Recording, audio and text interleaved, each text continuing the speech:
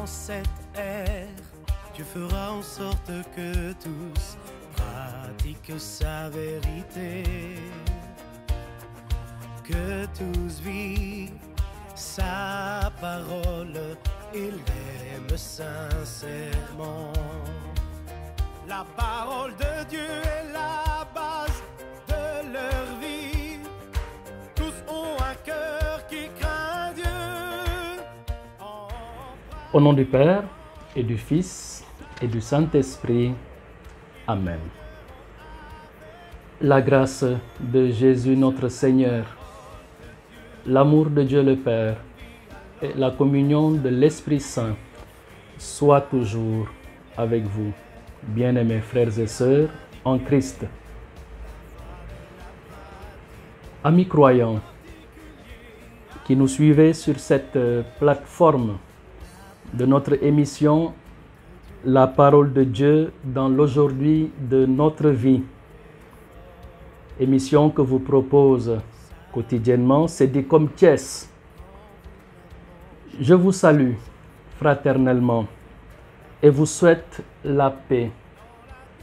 Paix dans vos cœurs, paix dans vos foyers et communautés religieuses, sacerdotales. En ce jeudi 13 août de la 19e semaine du temps ordinaire, l'Église fait mémoire des saints Poscien pape et Hippolyte, prêtre martyr. La page d'évangile, avec la parabole sur les remises de dettes, nous invite à une introspection sur notre attitude à l'égard des personnes qui nous font du mal. Sommes-nous des juges ou développons-nous un comportement de compassion? Sommes-nous compatissants? Sommes-nous miséricordieux? Que me dit la question du pardon? Question que chacun d'entre nous a le devoir de se poser. Puisse, amis croyants, la méditation de ce jour nous aider à entrer avec beaucoup de patience, mais surtout de persévérance dans cette aventure du pardon. Prions le Seigneur. Dieu éternel et tout-puissant, toi que nous pouvons déjà appeler notre Père, fais grandir en nos cœurs l'esprit filial, afin que nous soyons capables d'entrer un jour dans l'héritage qui nous est promis. Nous te le demandons par Jésus-Christ, ton Fils, notre Seigneur et notre Dieu, qui vit uni à toi, Père, dans l'amour du Saint-Esprit, maintenant et pour les siècles des siècles. Amen. En cette ère, Dieu fera en sorte que tous pratiquent sa vérité, que tous vivent sa parole et l'aiment sincèrement. Lecture du livre d'Ézéchiel. La parole du Seigneur me fut adressée. Fils d'homme, tu habites au milieu d'une engeance de rebelles. Ils ont des yeux pour voir et ils ne voient pas, des oreilles pour entendre et ils n'entendent pas, car c'est une engeance de rebelles. Quant à toi, fils d'homme, prépare-toi un sac de déportés. Pars comme un déporté en plein jour devant eux, de ta maison vers un autre lieu. Peut-être comprendront-ils alors qu'ils sont une agence de rebelles.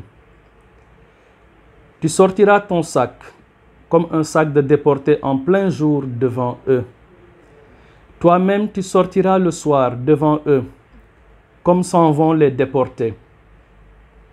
Devant eux, tu feras un trou dans le mur et tu sortiras par là. Devant eux, tu chargeras ton sac sur ton épaule et tu l'emporteras dans l'obscurité. Tu voileras ton visage si bien que tu ne verras plus le pays. J'ai fait de toi un présage pour la maison d'Israël. Je fis ce qui m'avait été ordonné. En plein jour, je sortis mon sac, comme un sac de déporté. Et le soir, je fis un trou dans le mur, à la main. Je pris mon sac dans l'obscurité et je le chargeai sur mon épaule devant eux. Le lendemain matin, la parole du Seigneur me fut adressée. Fils d'homme, la maison d'Israël, cette engeance de rebelles, t'a bien demandé. Qu'est-ce que tu fais là? Tu leur répondras, ainsi parle le Seigneur Dieu. Cet oracle concerne Jérusalem et toute la maison d'Israël qui s'y trouve. Je suis pour vous un présage.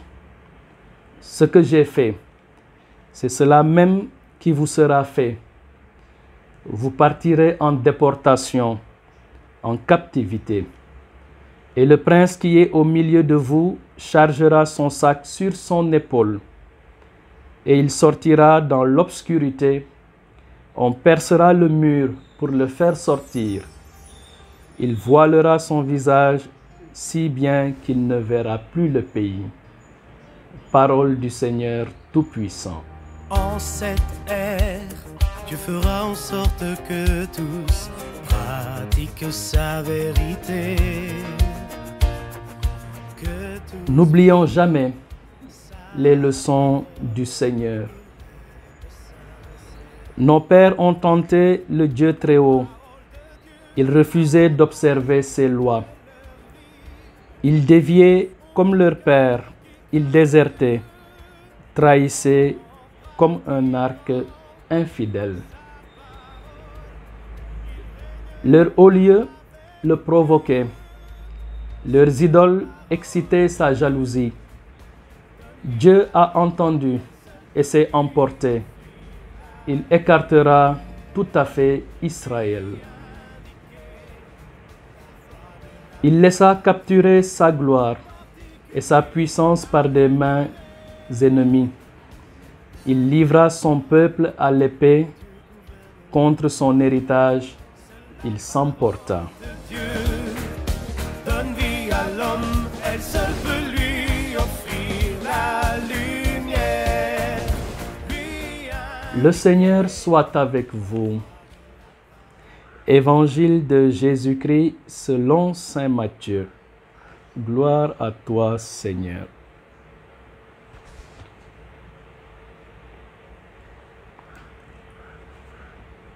Pierre s'approcha de Jésus pour lui demander, « Seigneur, quand mon frère commettra des fautes contre moi, combien de fois dois-je lui pardonner? Jusqu'à 7 fois? » Jésus lui répondit, « Je ne te dis pas jusqu'à 7 fois, mais jusqu'à 70 fois 7 fois. » En effet, le royaume des cieux est comparable à un roi qui voulut régler ses comptes avec ses serviteurs. Il commençait quand on lui amena quelqu'un qui lui devait 10 000 talents, c'est-à-dire 60 millions de pièces d'argent. Comme cet homme n'avait pas de quoi rembourser, le maître ordonna de le vendre avec sa femme, ses enfants et tous ses biens en remboursement de sa dette. Alors, tomba à ses pieds. Le serviteur demeurait prosterné et disait, « Prends patience envers moi, et je te rembourserai tout. » Saisi de pitié, le maître de ce serviteur le laissa partir et lui remit sa dette.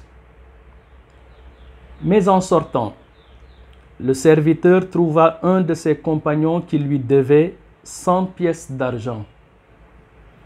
Il se jeta sur lui pour l'étrangler en disant « Rembourse ta dette ». Alors, tombant à ses pieds, son compagnon le suppliait « Prends patience envers moi, et je te rembourserai tout. » Mais l'autre refusa et le fit jeter en prison jusqu'à ce qu'il ait remboursé. Ses compagnons, en voyant cela, furent profondément attristés et allèrent tout raconter à leur maître.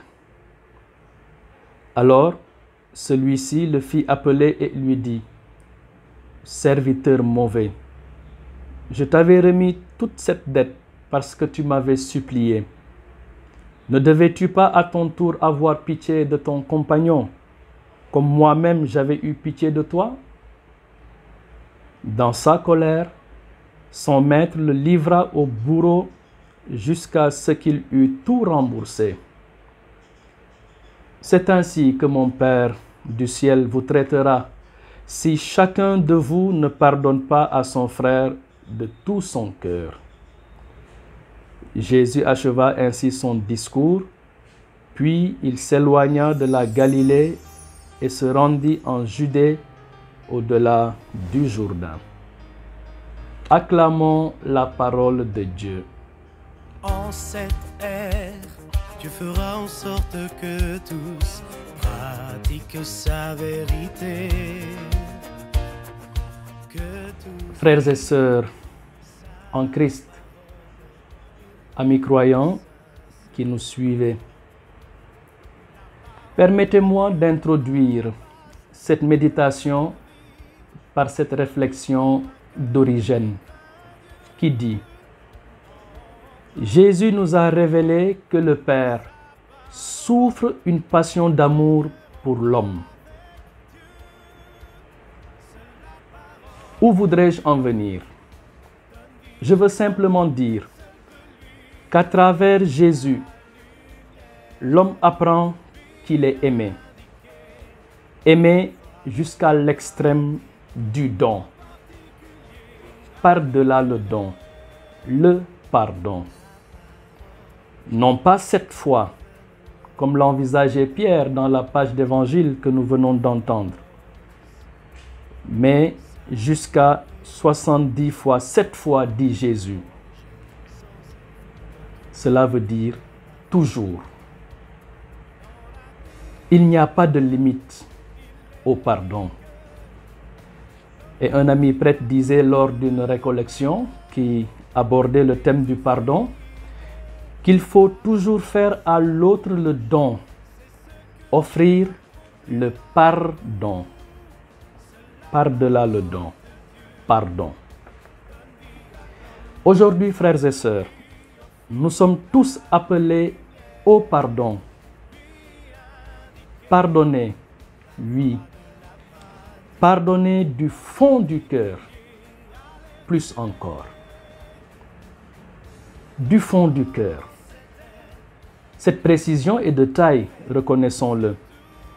Elle est même très importante, car le pardon auquel nous invite le Seigneur, c'est le pardon du cœur profond, le lieu de nos choix, là où nous choisissons de dire « oui, je veux » ou « non, je ne veux pas ». Pour en avoir certainement fait l'expérience, le constat qui suit est révélateur. Nous pouvons avoir vraiment pardonné à telle personne du plus profond de notre cœur. Et pourtant, trop souvent, émotionnellement, au niveau psychologique, le pardon n'est pas totalement accordé car nous ne sommes pas en paix. Notre cœur est agité par 1000 pensées qui le tiraillent, le bousculent. Et nous nous désolons car nous avons l'impression au fond de nous-mêmes, dans notre ressenti, de ne pas avoir pardonné. Frères et sœurs, il est important de ne pas confondre le cœur profond avec notre état émotionnel. Ce sont deux niveaux différents, remarque la psychologie. C'est un peu comme la mer ou l'océan. À la surface, ils peuvent être bouleversés par les tempêtes. Et dans les profondeurs, il peut y avoir un grand calme, disait quelqu'un.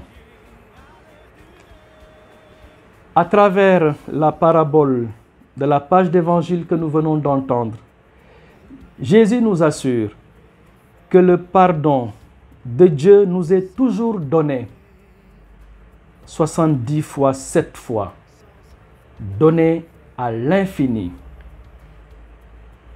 Combien de fois nous nous réconcilions avec lui dans ce grand sacrement qui nous offre toujours ce pardon.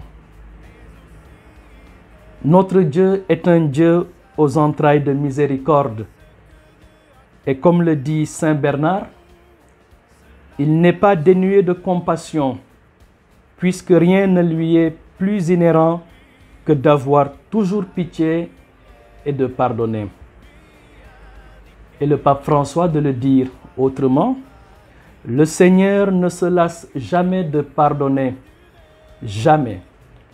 C'est nous qui nous lassons de lui demander pardon.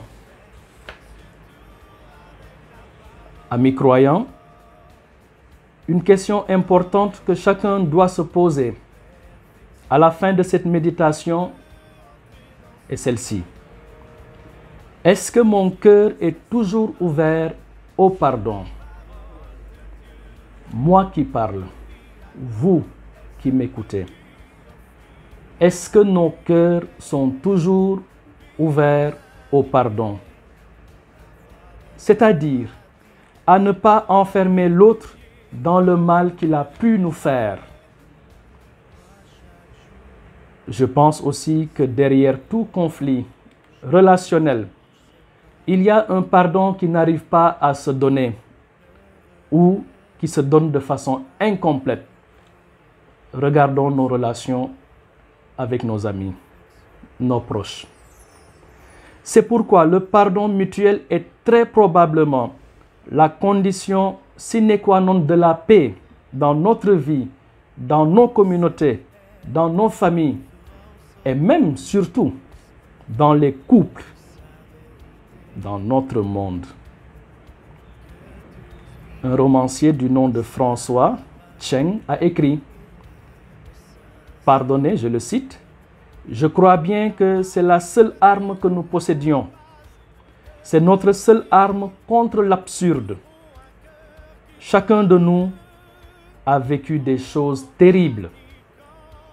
Nous savons que nous ne pouvons pas agir comme ceux qui nous ont fait du mal.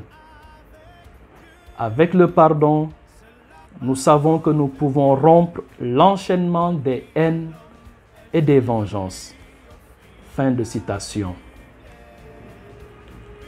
En ce jour, il est important de rappeler que le pardon n'est pas oubli du passé. Il est le risque d'un avenir autre que celui imposé par le passé ou la mémoire, disait Mombourketek. Davantage encore, le pardon est un acte créateur, recréateur et libérateur qui ouvre un avenir nouveau, non déterminé par le passé. Je le sais, nous le savons tous, amis croyants. Il y a des pardons qui sont difficiles. Il y a des pardons humainement impossibles à donner.